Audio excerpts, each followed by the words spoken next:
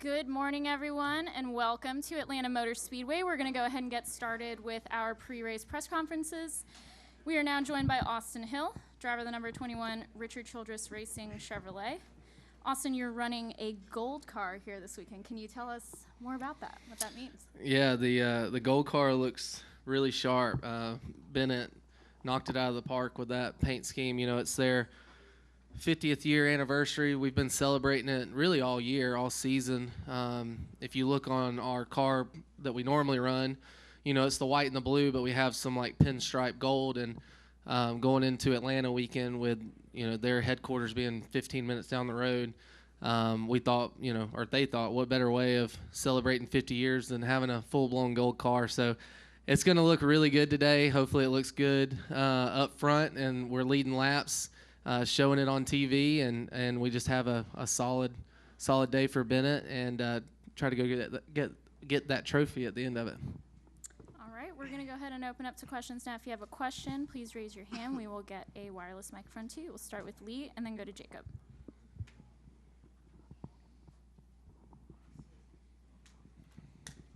Lee Spencer, Sirius XM NASCAR Radio and CatchFence.com. You started the season so solid. What do you have to do to turn things around now that you're closing in on the playoffs? Yeah, I think a lot of things we just need to kind of fine-tune a little better, just kind of tighten up a little more. There's just been some areas that we know we need to be better at. You know, there's been some races throughout the year, middle part of the season, that either haven't went our way, we've ended up in wrecks, or you know, we've lost the handle on the race car throughout the race. So, you know, there's areas that I can work on and be better as a driver. There's areas that the team and everyone at RCR and ECR can work on to be better. But all in all, we've had a solid year. You know, we still sit pretty well in the point standings. We're looking pretty good in the playoff standings. But you know, these next few races, if we can get some stage points, you know, get stage wins rather. To build a little more of that cushion going into the playoffs, that's going to help us a little bit. So, you know, hopefully that starts today. We've had some opportunities present ourselves the last few weeks where we could have really, you know, gotten a lot of stage points, had a shot at winning the race, and we just haven't closed out on it. So we need to do a better job of when the pay window opens, is closing these races out and winning them. Okay, let's go to Jacob next. Jacob Seelman, Raceface Digital. Austin, you're from Georgia, not too far from here. Bennett obviously is based here.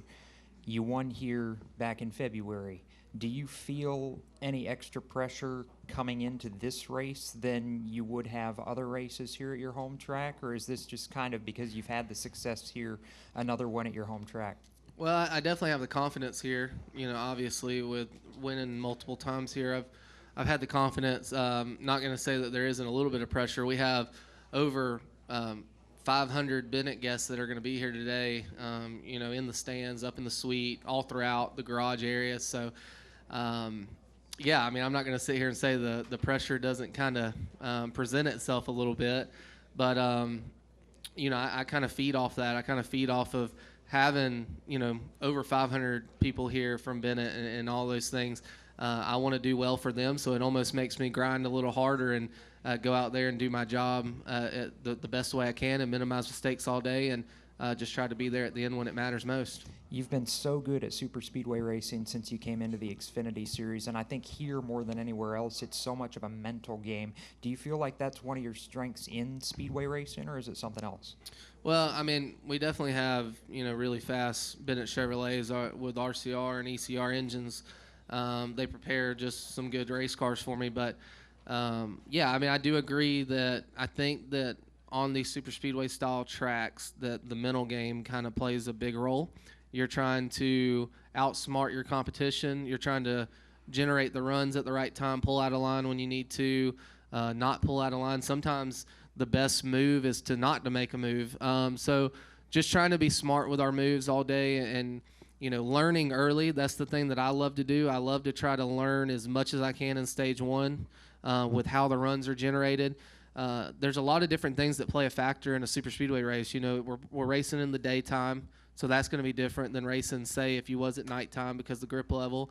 the air temperature and the wind, all that plays a factor in how the draft works and how you generate the runs and everything. So I always have like an open mindset when I go into each super speedway race, because they all race a little bit different, and the more I can learn in that stage 1 and apply that when we get into stage 3 and the pay window opens, I think that benefits us really well. And my spotter Derek and I, we've just done a really good job of that, of just filling out the competition, filling out how the runs are generating, and then we pounce when it matters most at the end of these races. Okay, we'll go next to Doug Rice. Is this a race you feel like you're supposed to win? I know you think, oh, we're supposed to win all of them, but especially with the exemplary record you've had here. I'm sure some people feel that way. I wouldn't say that I feel that way. When I come into a super speedway style event, I have the mindset of it's kind of 50-50. You know, you may win the race or you may end up on the hook, or it may just not work out. There's a lot of things that can go wrong on a super speedway race. You know, Daytona, prime example. You know, we had a really fast car, qualified second, had to go to the rear, and wrecked on lap 1. So something that happened at Daytona could very easily happen here today at Atlanta. We could easily go out there and be minding our own business, doing our own thing, and end up in somebody else's mess. So, you know, with my mindset, I just kind of have the mindset of if we can make it to the end of the race and we can make it to the white flag and we're inside the top 5, I think we have as good a chance as anybody at getting the job done. Okay, next we'll go to Peter and then Cole.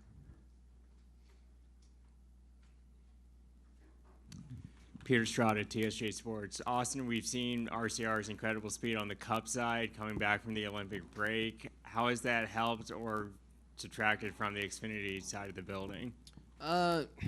You know, the Cup cars and the Xfinity cars are so much different. I mean, I do think as an organization, when you're running well, it kind of gives you confidence throughout the whole building, right? So when you see the Cup drivers and the Cup teams are doing so well, I think it just kind of bleeds over to the Xfinity side, and vice versa. If you see the Xfinity guys doing so well, it kind of, you know, goes over to the Cup side. But as far as like things that you can learn from each of them, the cars are so much different. There's nothing that you can really take away from each car. But I mean, yeah, I do think that having the Cup cars run better, it gives the Xfinity side, you know, maybe a little bit more boost of momentum of like, all right, well, they can do it, so we can do it. So, yeah, I think it's been great ever since the Olympic break on. I think we've all had speed. The whole race shop's had speed. It's just closing out these races a little bit better. We just haven't done the greatest job of that. Cole on the end here. Cole Cusimano, Race Face Digital. Austin, kind of piggybacking off Peter's question, do you feel like there's been sort of like a shift internally at RCR, I guess as a whole, that's kind of sparked this sort of resurgence within the organization? I mean, there's definitely been some changes that have happened throughout RCR, but I wouldn't say it's a full-blown change or anything like that. There's been some minor changes here or there, but I just think that it just goes to hard work and dedication. All the men and women there at RCR that are working their tails off each and every day, and maybe they were working just as hard as they were early in the season now, and maybe they just hit up on something and it's starting to kind of roll, and the momentum's starting to build. I truly believe that confidence and momentum is a big role in an organization, and I think RCR has that right now, so we just got to keep building on that momentum. John Newby. John Newby, alt driver. So you talk about the decisions you make with the runs developing. Can you give me a sense of how much faster that process has to go with Atlanta being a fun-sized super speedway?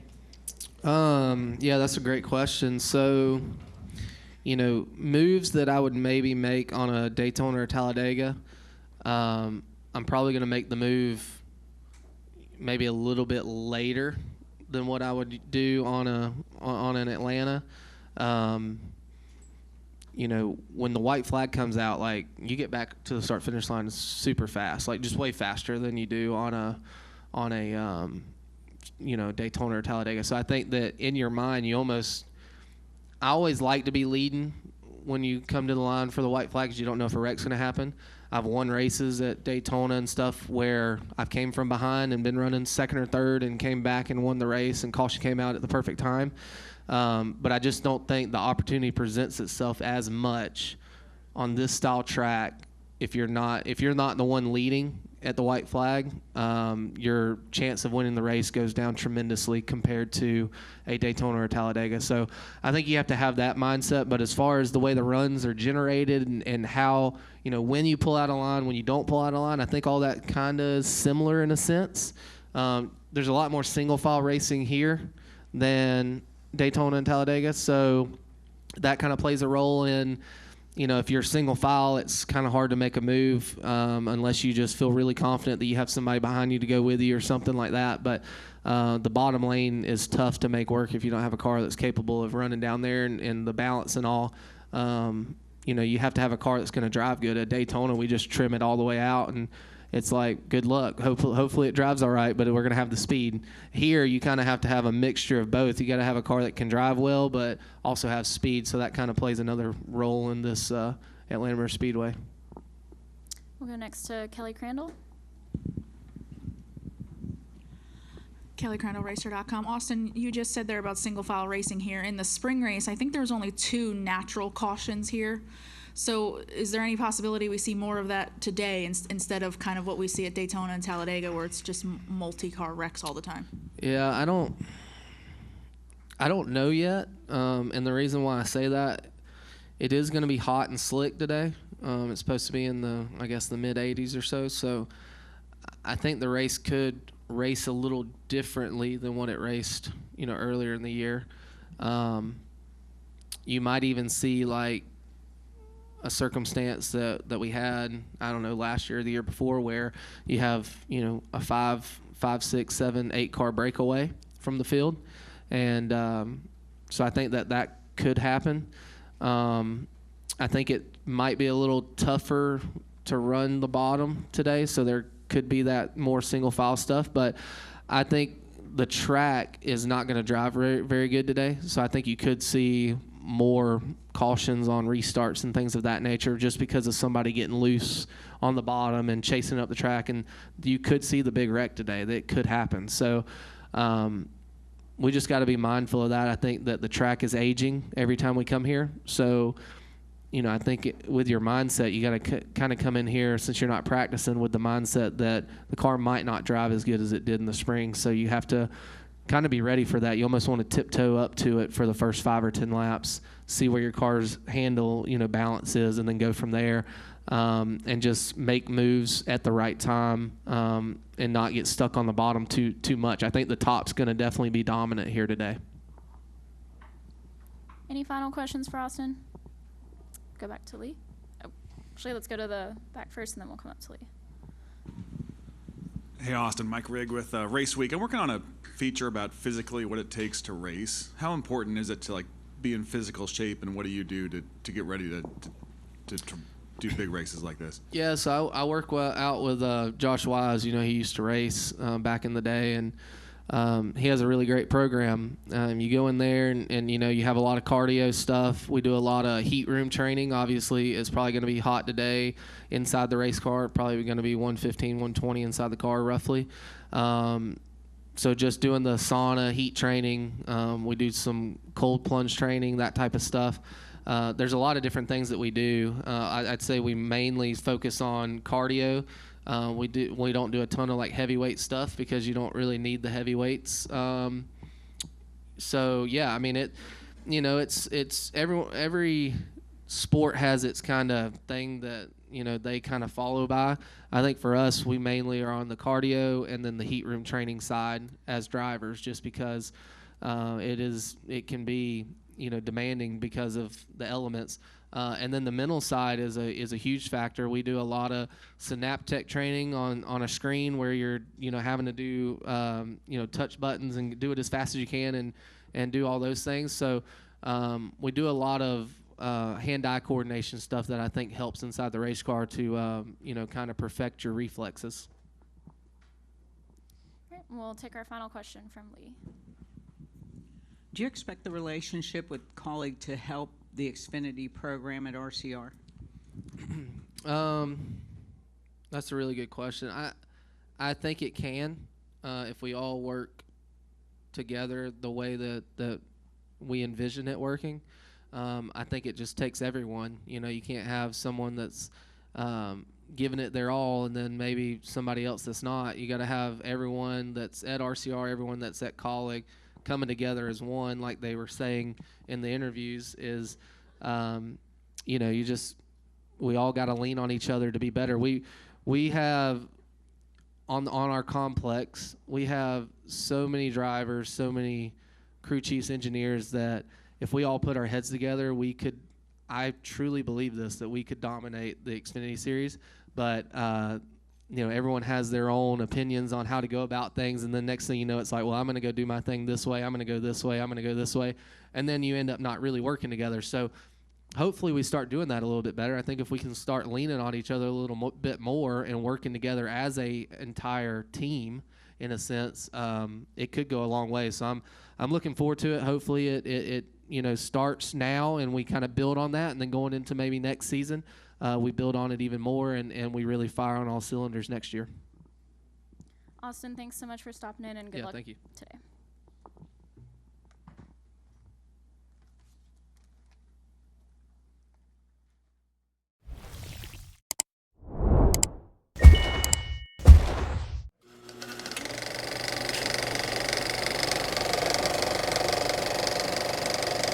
All right, there's the checkered flag. Great job, driver.